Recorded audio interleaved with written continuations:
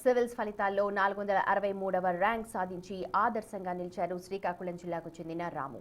తల్లి వ్యవసాయ కూలి అయినప్పటికీ ఆమె కష్టాన్ని చూసి పట్టుదలతో చదివిన రాము తెలుగు మీడియంలోనే పరీక్ష రాసి ఈ విజయాన్ని అందుకున్నారు. వరంగల్ ఎన్ఐటి విద్యార్థి అయిన రాము ఇటీవలే గ్రూప్ 2 ఉద్యోగం కూడా సాధించారు.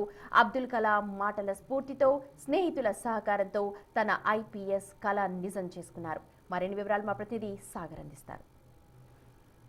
యూపీఎస్సీ తాజా ఫలితాల్లో తెలుగు అభ్యర్థులు సత్తా చాటారు. ర్యాంకుల సునామీ తెలుగు రాష్ట్రాలకు కొనసాగుతుంది. 463వ ర్యాంకు సాధించిన రాము శ్రీకాకుళం చెందినటువంటి అభ్యర్థి ప్రస్తుతం తన ఆనంద క్షణాల్ని బిగ్ టీవీతో పంచుకోవడానికి సిద్ధంగా ఉన్నారు. ఒకసారి రాముతో మాట్లాడదాం. రాము, చెప్పండి, first of all congratulations. So ఈ కళ నిజం వెనుక మీ శ్రమ, ఎన్నో రోజుల కళ యూపీఎస్సీలో ర్యాంక్ సాధించాలంటే, సో మీ శ్రమని ఈ విజయాన్ని ఎట్లా పంచుకుంటారు? నాకు యాక్చువల్లీ ఈరోజు రిజల్ట్లో 463 ర్యాంక్ చూడగానే ఎంతో ఆనందంగా ఉందండి. ఎందుకంటే దీనికోసమని this is what I have dreamed for. అంటే లైక్ నేను దీనికోసం 10th క్లాస్ నుంచి కలగన్నాను. నేను గవర్నమెంట్ స్కూల్లో తెలుగు మీడియంలో చదువుకున్నా. మా అమ్మ వ్యవసాయం చేస్తూ ఉంటుంది. చాలాసార్లు మనకి ఇది మన స్థాయి మించిన కళ అనిపించినా కానీ ఎందుకో ఒకసారి ఇందులో పరీక్షించుకుందాం అనిపించింది. నేను ఎన్ఐటి వరంగల్లో ఇంజనీరింగ్ కంప్లీట్ చేసి తర్వాత 1 year జాబ్ చేసి రిజైన్ చేసి 2021 నుంచి దీన్ని ప్రిపేర్ అవ్వడం జరుగుతుంది. ఇంకా ఇది నా 4th అటెంప్ట్. ఇంతకుముందు నేను గ్రూప్ 1 కూడా ఇంటర్వ్యూకి వెళ్ళి రావడం జరిగింది, కానీ అవ్వలేదు.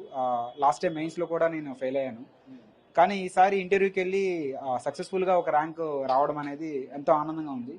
దీనికోసం ఫస్ట్ ఆఫ్ ఆల్ మా అమ్మగారికి నేను ఎంతో థ్యాంక్స్ చెప్పుకోవాలి. ఎందుకంటే నేను ఏం చేస్తున్నానో పెద్దగా తెలియకపోయినా కానీ నేను ఏదో ఒక మిషన్లో ఉన్నాను అనుకొని దానికోసం ఎప్పుడు కూడా మా అమ్మ నాకు సపోర్ట్ చేస్తూనే ఉంది.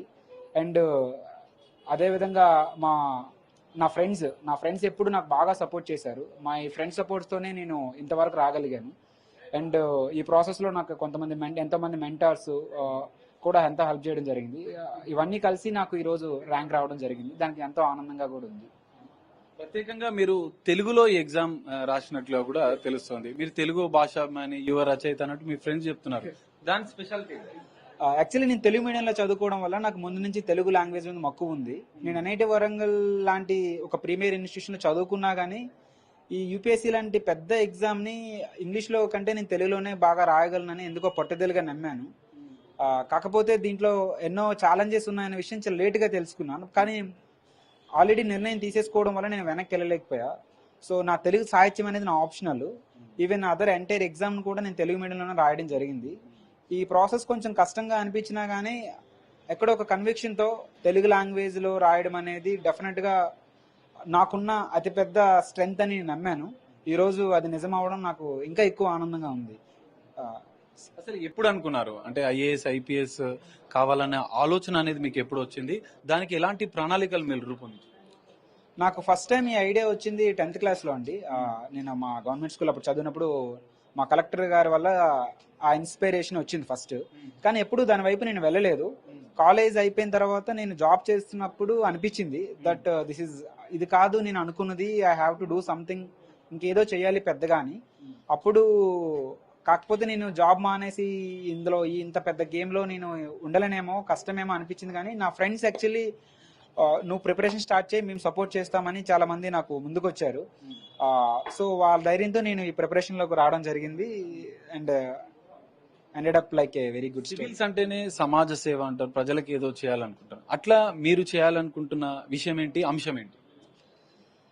నేను ఒక వెరీ రూరల్ బ్యాక్గ్రౌండ్, ఒక హంబుల్ బ్యాక్గ్రౌండ్ నుంచి రావడం జరిగింది.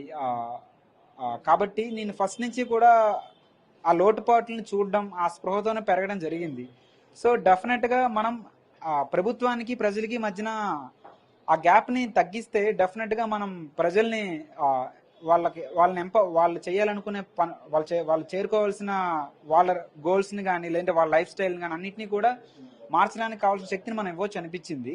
ఎస్పెషల్లీ విద్యార్థులు, విద్యా విధానం. సో ఇలాంటి వాటి మీద మనం ఫోకస్ చేయడానికి సివిల్స్ అనేది ఒక మంచి ఆపర్చునిటీ. ఇందులో మన ఐఏఎస్ అయినా ఐపీఎస్ అయినా కానీ ఇలాంటి గ్రామీణ ప్రాంతాల మీద, విద్యార్థుల మీద, విద్య, ఆరోగ్యం మొదలైన రంగాల్లో మనం ఎక్కువగా పనిచేసే అవకాశం ఉంటుంది. దీని ద్వారా మనం సొసైటీని ముందుకు తీసుకెళ్లే అవకాశం బాగుంటుంది సార్. అది నాకు ఎప్పుడు ఇన్స్పిరేషన్గా ఉండేది. అండ్ ఆ విషయాల మీద నేను ఎక్కువ ఫోకస్ చేద్దామని అనుకుంటున్నాను సార్. మీ విజయ రహస్యం అంటే ఏం చెప్తారు? భవిష్యత్తులో భావి తరాలకు ఈ అంశం పైన ఒక సజెషన్ చేయాలంటే నెక్స్ట్ జనరేషన్ కి ఏం చెప్తారు? నేను కొత్తగా ఏం చెప్పానండి, ఎందుకంటే ఎంతో మంది పెద్దవాళ్ళు ముందే చెప్పారు. అబ్దుల్ కలాం గారు చెప్పినట్టు కళ కనాలి, కళ కోసం ఆ కళను సాకారం చేసుకునే దాకా కూడా మనం పోరాటం చేయాలి. సో జస్ట్ మనల్ని మనం గట్టిగా నమ్ముకొని మన నిజాయితీగా కష్టపడితే డెఫినెట్గా ఎవరైనా సరే ఏదైనా సాధించగలరు. ఇది ఇది ఇది చెప్పగలను sir. Thank you once again, congratulations Ramu. ఇది ఒక తెలుగు మీడియం నుంచి వచ్చినటువంటి విద్యార్థి, రూరల్ బ్యాక్గ్రౌండ్ నుంచి వచ్చిన విద్యార్థి ఈరోజు సివిల్స్ లో 463వ ర్యాంక్ సాధించారు. విద్యా విధానంలో సుమూల మార్పులు రావాల్సిన అవకాశం ఉందంటూ కూడా అబ్దుల్ కలాం చెప్పినటువంటి కలలు కనాలి, వాటిని నిజం చేసుకోవాలన్న ఆదర్శంతో ఈరోజు ర్యాంక్ సాధించినట్లు కూడా తన ఆనందాన్ని బిగ్ టీవీతో పంచుకుంటాడు రాము. కెమెరామెన్ పరశురామ్తో కలిసి సాగర్, బిగ్ టీవీ, హైదరాబాద్.